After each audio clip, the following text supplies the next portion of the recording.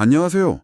편두통 하면 보통은 머리 한쪽만 아픈 걸 많이 떠올리시잖아요. 네, 그렇죠.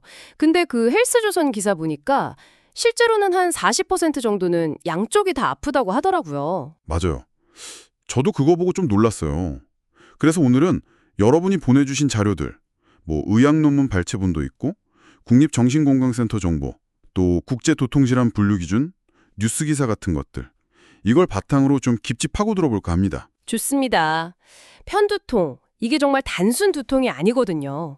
진단부터 유발 요인, 치료까지 짚어볼 게 많죠. 네, 목표는 이제 편두통에 대한 핵심 정보랑 좀 흥미로운 사실들을 같이 알아보는 거죠. 그럼 진단 얘기부터 해볼까요? 의외로 CT나 MRI 같은 영상 검사보다 더 중요한 게 있다고 하던데요. 아, 네. 그 개원해가 쉽게 다가가는 그 자료에 나왔죠. 네, 맞아요. 환자분의 그 상세한 이야기, 그러니까 병력 청취가 훨씬 중요하다고 강조해요. 어떤 양상으로 얼마나 자주 아픈지, 또 같이 나타나는 증상은 없는지, 이런 걸 꼼꼼히 듣는 게 우선이라는 거죠. 그 자료 보니까 두통 일기 쓰는 것도 엄청 중요하다고. 그렇죠. 일기 쓰다 보면 본인 패턴이 보이거든요. 진단에도 도움되고 스스로 관리하는 데도 좋고요. 그럼 구체적으로 어떤 증상들을 좀 유심히 봐야 할까요? 일단 50에나 구토. 이게 편두통에서 좀 뚜렷하게 나타나는 편이긴 한데 사실 다른 두통에서도 있을 순 있어요. 아, 그렇군요. 근데 좀 더 특징적인 건 그 이질통이라는 건데요. 이질통이요? 처음 들어보는. 네, 이게 뭐냐면 평소에는 괜찮아요.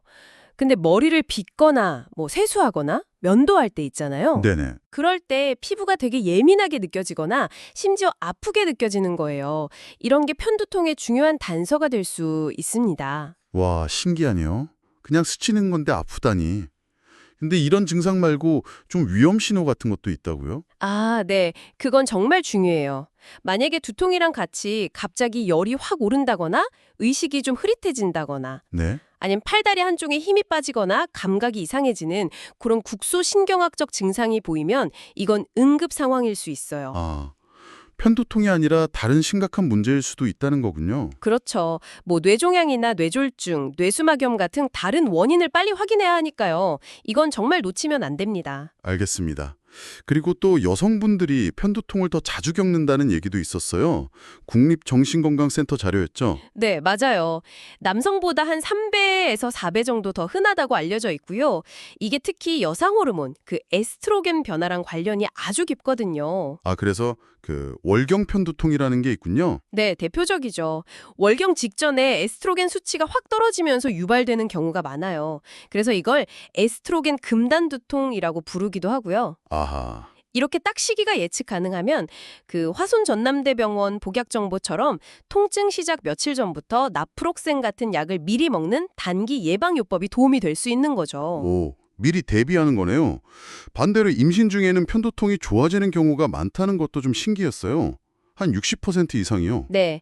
임신 중에는 에스트로겐 농도가 좀 높고 안정적으로 유지되니까 그런 경향이 있어요. 근데 또 출산하고 나면 호르몬이 변하면서 다시 심해질 수도 있으니까 그건 좀 알아둬야 하고요. 유발 요인이 정말 다양하네요. 호르몬 말고 또 흔한 게 뭐가 있을까요? 그 헬스조선 기사에 잘 나와 있었는데요. 제일 흔한 건 역시 스트레스. 한 62% 정도 되고요. 아, 스트레스. 역시 빠지지 않는군요. 네, 그리고 수면 부족도 60%, 날씨 변화도 56%로 꽤 높아요. 그 외에도 뭐 특정 냄새나 소음, 피로감, 사람마다 정말 다르죠. 환경적인 요인뿐 아니라 먹는 것도 중요하다고 다른 헬스조선 기사 보니까 특정 음식이 유발 요인인 경우가 44%나 된다고요. 네, 음식도 무시 못하죠. 특히 좀 주목할 만한 연구가 있었는데 오메가6 지방산 섭취는 좀 줄이고 생선 기름 같은 데 많은 오메가3, 뭐 DHA나 EPA 같은 거요. 네네. 이걸 늘리는 식단이 편두통 완화에 좀 도움이 될 수 있다는 결과가 있더라고요. 생활 속에서 조절해 볼 만한 부분이죠. 그렇네요. 치료 쪽도 좀 볼까요? 요즘은 단순 진통제 말고 새로운 약들이 많이 나왔다고 들었어요. 맞아요. 최근에 정말 큰 발전이 있었죠. 표적 치료제라고 부르는데요. 편두통 통증 신호 전달에 아주 중요한 역할을 하는 CGRP라는 물질이 있어요. CGRP요? 네, 칼시토닌 유전자 관련 펩타이드. 이 CGRP의 경로를 딱 차단하는 약들이 개발된 거예요. 아, 원리에 직접 작용하는 거네요. 그렇죠. 기존에는 주로 주사제 형태였는데 그 메디칼 타임즈 기사 보니까 최근에 국내에 처음으로 먹는 약, 경구용 CGRP 수용체 기량제가 나왔더라고요. 아큐프타라고. 오, 먹는 약이면 훨씬 편하겠는데요? 치료 옵션이 더 넓어진 거네요. 네, 맞습니다. 이제 환자분들 상태나 선호도에 따라서 선택지가 다양해진 거죠. 이런 표적 치료제가 나오면서 예방 치료의 중요성도 더 커지고 있고요. 예방치료요?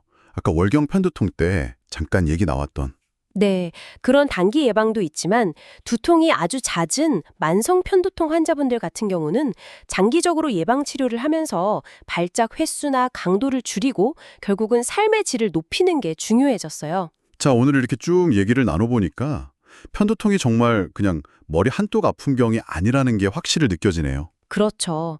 정확한 진단을 위해서 자기 증상을 잘 살피고 기록하는 거, 또 스트레스나 응식 같은 다양한 유발 요인을 관리하는 거, 그리고 이제는 CLGRP 차단제 같은 효과적인 치료 옵션도 있다는 거, 이런 점들을 기억해 두시면 좋겠습니다. 마지막으로 한 가지 좀 생각해 볼 만한 점을 던져드리고 싶은데요. 그 국제 두통질환 분류 기준, 그러니까 의사들이 쓰는 표준 진단 기준을 보면요. 네. 예전에는 편두통을 주로 혈관 문제로 봤거든요.